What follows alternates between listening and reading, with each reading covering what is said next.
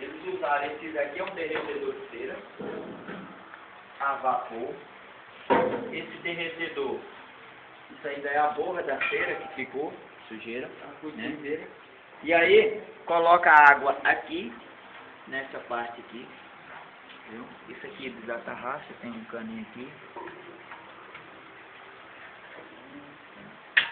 Só para não soltar isso aqui. Coloca a água aqui e a cera dentro nessa coisa aqui. E aí você coloca isso aqui no fogo. O vapor que sai daqui, da água que esquenta, não é isso? Derrete a cera. Derrete a cera, né? E aqui fica tampado. Derrete a cera, ela vai escorrer por aí. E como tem aquela grelhazinha, a sujeira vai ficar aqui. A cera vai sair, dessa cera bruta, vai sair mais ou menos assim, ó, já quase pré-limpa ou limpa. Se sair dessa cor aqui, já dá para fazer a lâmina de cera. Essa aqui ainda saiu algumas sujeiras, mas dá para sair mais limpo ainda, tá?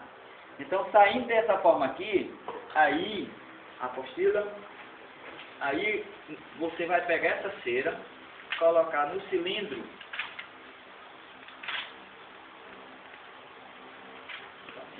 cera,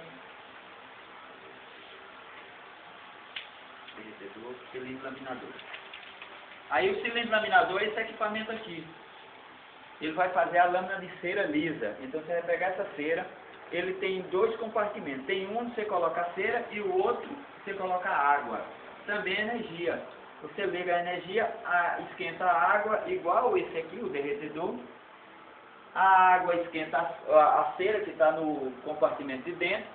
E aí você tem que ter uma tábua de preferência. Não é essa aqui, essa é uma tábua de apoio, tá? Vai ter que ter uma tábua mais larga, um pouco maior, lisa, bem lisa, de um lado e do outro. E aí você vai imergir a tábua na cera, viu? A cera derretida. A cera vai grudar na tábua de um lado e do outro. Quando você retira a tábua para a superfície, a cera gruda, né? Na temperatura ambiente ela solidifica. E aí, para retirar essa cera dessa tábua, você coloca numa vasilha com água, passa uma faca aqui nas laterais, né? De um lado e do outro. E aí, você vai ficar com duas lâminas, uma lâmina de cera desse lado e desse lado, mas lisa. Essa lâmina lisa é que você vai pegar e passar aqui no cilindro alveolador, que é esse cilindro aqui. Então você vai pegar a lâmina lisa, vai passar aqui e na lâmina lisa vai ficar impregnado o desenho dos alvéolos, igual essa lâmina de cera aqui. Depois você vai fazer o processo de soldagem aqui, soldagem de cera nos quadros. Para isso você vai precisar cera, essa cera bruta aqui, colocar aqui dentro, derreter e soldar a lâmina de cera na canaleta do quadro. Tá? Você vai colocar essa canaletazinha, tá limpa, essa cera aqui também tá. Então o que é canaleta? É essa cavazinha, pega esse quadro aí, esse daí. Tá? A cavazinha aqui no meio. Essa cavazinha aqui, a canaleta. Ah, tá. Tá? Que tem esse equipamento aí chamado limpador de canaleta, ó. Esse daí, que era aquele que estava do lado lá. Então esse aqui serve para quê? Para retirar os restos de cera, por exemplo. Quando eu tirar a cera desse quadro aqui, eu vou ter que limpar ele. Então dentro da canaleta vai estar cheio de cera. Eu uso esse aqui para fazer. Aquele ali foi o que as abelhas fez, não deu. Sim, aqui não, mas foi a partir de uma lâmina de cera que eu coloquei. De uma lâmina de cera dessas aqui. Eu coloquei no quadro aqui e ela puxou. Por que que eu sei? Porque está perfeitinho, o arame está bem no centro. Quando você não coloca a lâmina de cera, você coloca só o quadro vazio, ela também vai puxar. Ela faz mesmo Só que ela puxa normalmente só de um lado, aí os arames vai ficar aparecendo. Mas aqui a gente está vendo que os arames estão bem centralizados. Então é sinal que foi colocado uma lâmina de cera alveolada aqui. Porque quando você coloca a lâmina de cera, você intercala entre um arame e outro. Fica um arame de um lado e do outro. No caso, esse aqui tem 3, vai ficar o primeiro e o terceiro, e o segundo vai ficar de outro lado. Aí ela puxa de um lado e puxa do outro. Aí o arame fica no meio. Ela enche mel dos dois lados. E no caso desse quadro, como é de ninho, a rainha vai fazer postura de um lado e do outro. Viu? Nos alvéolos de um lado e do outro. É a partir da cera que foi feito aqui? Sim, a partir dessa cera bruta, eu transformo na cera alveolada. E aí isso volta para ela. Aí, com o passar do tempo, com a postura, com a intensidade da temperatura na colmeia, a cera vai ficando escurecida, igual essa aqui. Vai ficando endurecida, tá? E vai ficando mais velha. E aí há a necessidade de você trocar, renovar. Então, gente, uma colmeia, ela não produz cera, ela produz dessa maneira. Como é que você vai, por exemplo, fazer qual a quantidade de cera que produz uma caixa? Bom, vai depender da quantidade que você trocar por ano. Normalmente, recomenda que você faça a substituição dos quadros, pelo menos dos quadros de cera do ninho, anualmente. Ou seja, se você considerar que no ninho tem 10 quadros, e cada quadro desse, quando você tirar isso aqui, vai dar em torno de umas 200 gramas. Então, 10 quadros, 10 vezes 200, vai dar em torno de 2 quilos, mais ou menos, de cera. Esse daí, de jeito aí, dá quanto? Não, aí quando você derrete, primeiro você vai derreter para transformar nisso aqui. Há uma perda de 20%. Ou seja, da cera bruta para cera bruta, limpa ainda, você perde em torno de 20%. Se você tem 1 quilo, você só vai aproveitar aqui em torno de umas 800 gramas. Talvez até menos, depende do grau de sujeira que tiver a cera velha.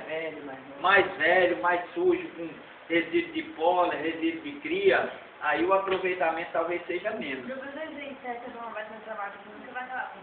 Não. Agora, isso aqui faz isso aqui, aí isso aqui você vai lá, e isso vai. E as abelhas vão usando o mel para produzir cera. Então, você coloca uma lâmina de cera dessa, mas essa lâmina aqui, ela é muito mais leve do que esse daqui. Então, quando elas puxam, fica mais pesado. Né? Aí, quando você vai reutilizar, não vai dar, talvez, para fazer uma lâmina dessa. Mas, quanto é 1 quilo de cera hoje? Cera bruta. Preço dos produtos. Alguém já pesquisou? Viu? Eu não tenho enganado, mas... Tem a apostila. Não, mas não vão por aquele não. Pesquisa atualmente. 1 quilo de cera alveolada, viu? Normalmente está em torno de R$40. Eu ia falar 35. 40. Quantas lâminas dá mais ou menos 1 quilo? Em torno de 15 a 18. Vai depender da largura da lâmina. Mas se for 15 lâminas, a R$2 uma lâmina dessa daria R$30. Então, quer dizer que uma lâmina dessa é mais do que R$2. Lembre que no ninho você vai usar 10 lâminas, se usar ela completa. Viu? Então, só no ninho você já gastou R$20. Ou 10 lâminas, não, 10 lâminas já gastou, se for 1 quilo a 30, né? A R$30, 10, praticamente você gastou em torno de 20. Né? Ainda tem a melgueira. Aí tem a melgueira. E você vai ter que tirar esse dinheiro que você está gastando em forma de mel. Então, gente, cera você não pode perder nada. Quando está tudo inchando, normalmente às vezes vem cera vazia, fardo de cera vazia. Você tem que retirar, trazer e derreter para poder utilizar. Se você tiver o cilindro alveolador, o derretedor de cera e o cilindro laminador, pronto, você já produz a cera alveolada. Já produz a lâmina de cera. É barato esse daqui? Não, não é muito caro não, sabe? Tá? Mas você pode pesquisar o preço deles atualmente. Professor, esse que derrete é chamado de banho-maria, é? Esse daqui é um derretedor de cera a vapor. Porque eu estava pensando, né, me deixou. Não, mas o em banho-maria é o seguinte. O em banho-maria seria você pegar a cera, colocar dentro de um pano, né? Esse pano branco, pano de chão, e colocar ela dentro de um panelão com água quente. Né? O caso do banho-maria é quando você coloca água, no caso tem aqui, e coloca outra vasilha onde vai esquentar a água, vai esquentar outra vasilha. Mas no caso aqui, ela vai esquentar diretamente a cera. Então isso aqui é a vapor mesmo, porque vai ser o vapor da água que vai sair aqui, que vai derreter a cera. Professor, Isso aí é variado, depende do senhor, mas no caso se a gente colocar lá no trabalho que for o jeito da banho-maria, senhor, tem nada não?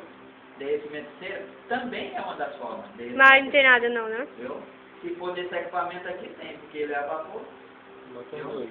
Se você vai usar esse equipamento agora, Mas banho-maria. no caso, se a gente quiser botar só o banho-maria, não tem nada não, né? Passa a banho-maria. Mas se for botar. Viu? Vamos botar desse em cima. Você vai. Só existe esse tipo de derretimento, banho-maria? Não tem derretedor de cera solar?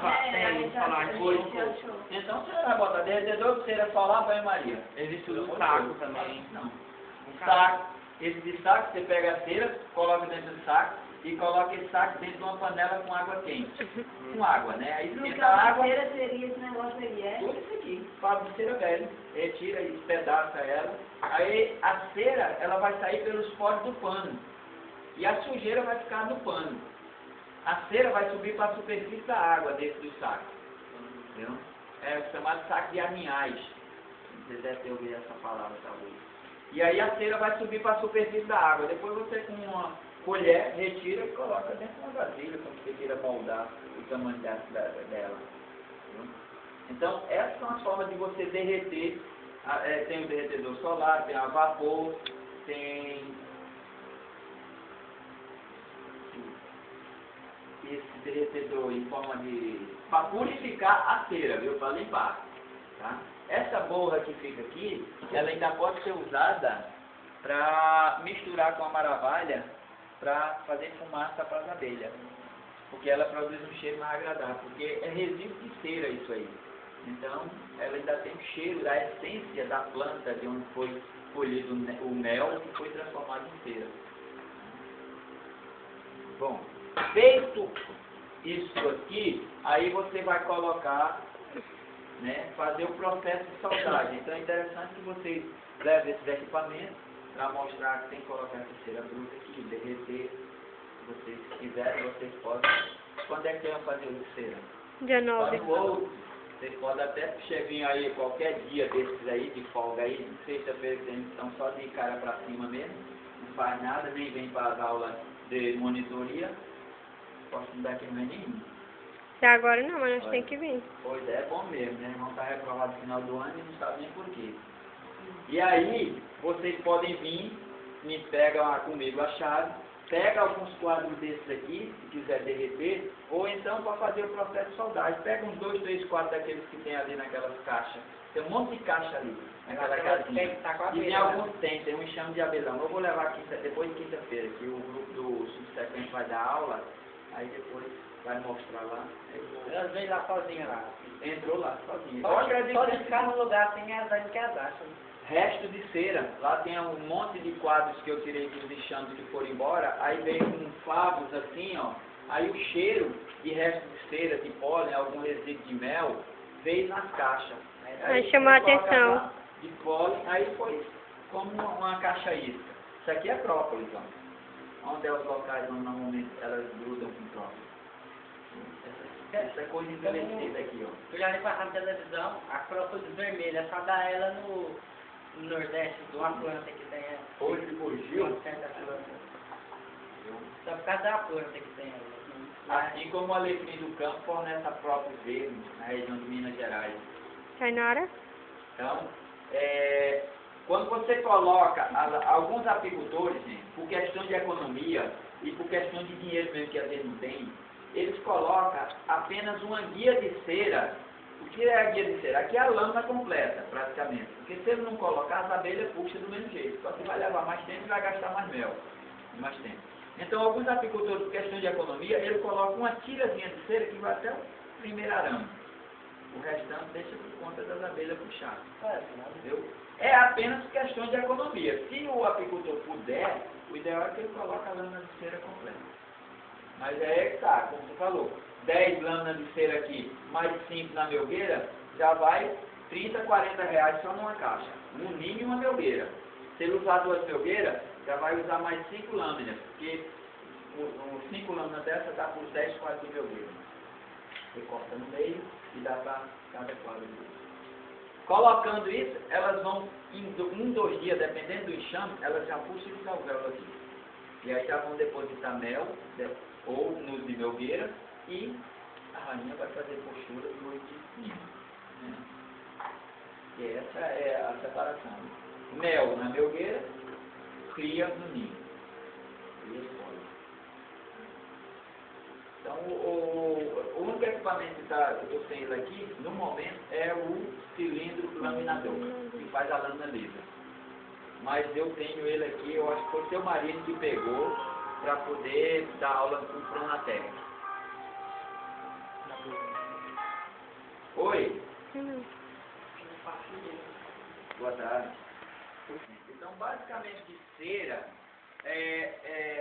a cera ela é intimamente ligada também com o trabalho de geleia real. Isso aqui e de produção de rainha. Por quê? Porque a partir da cera é que as abelhas vão produzir as realeiras, que pode ser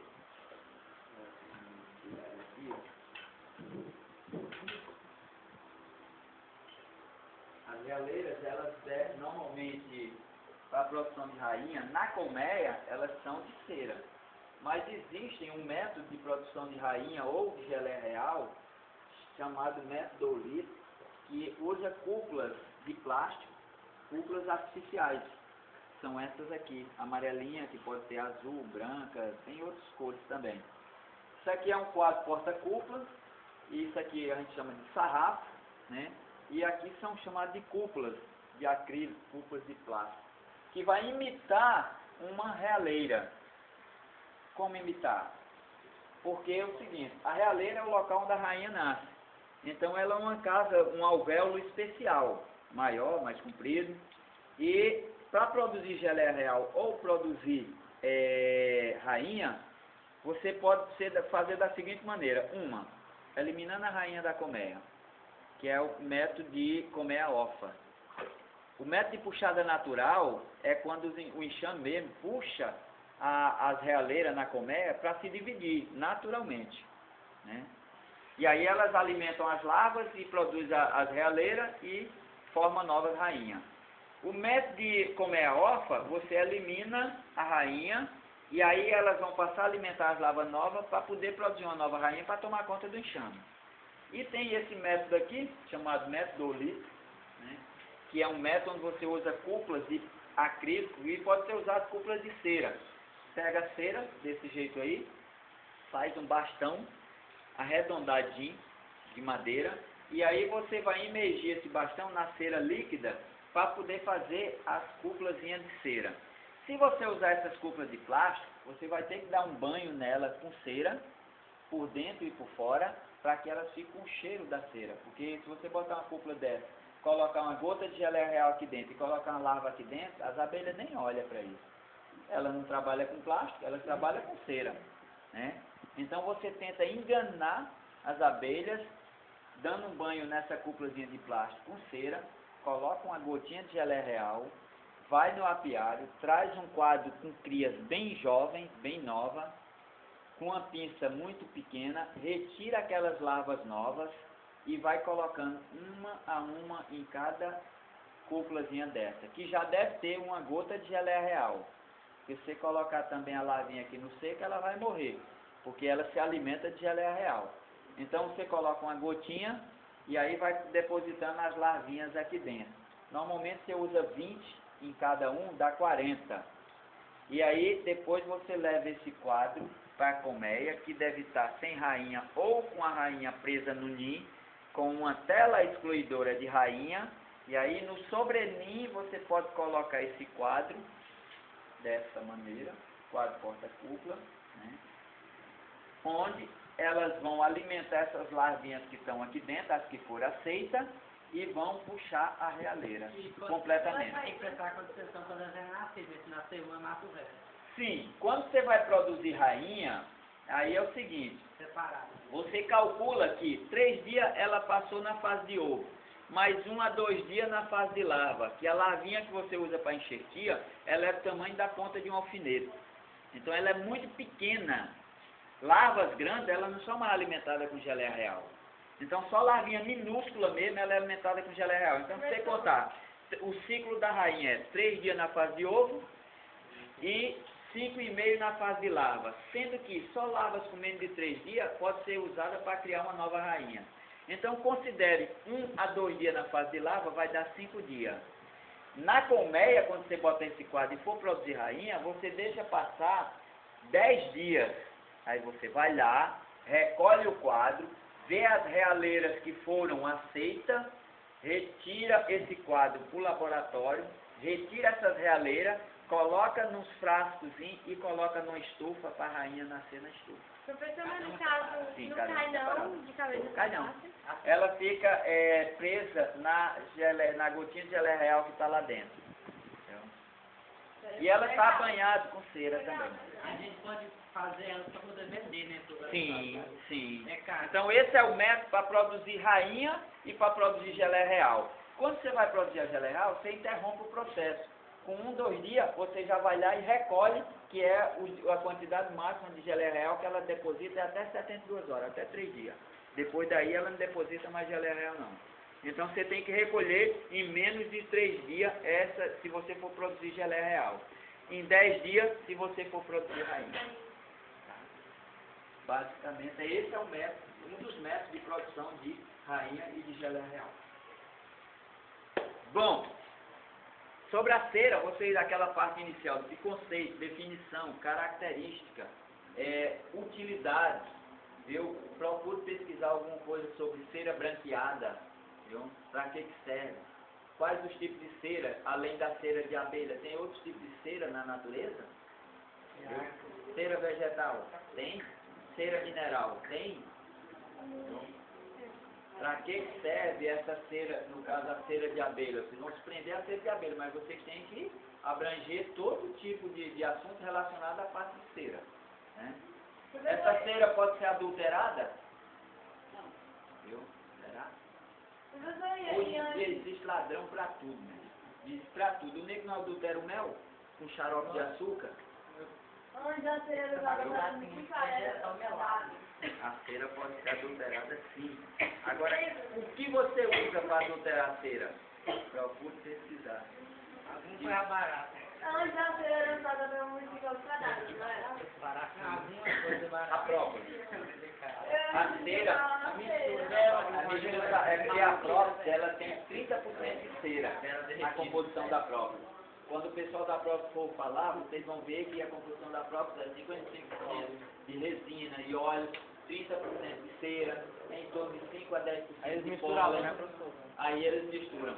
A própolis era muito usada para mumificar aqueles cadáveres antigos. Aquelas tiras das múmias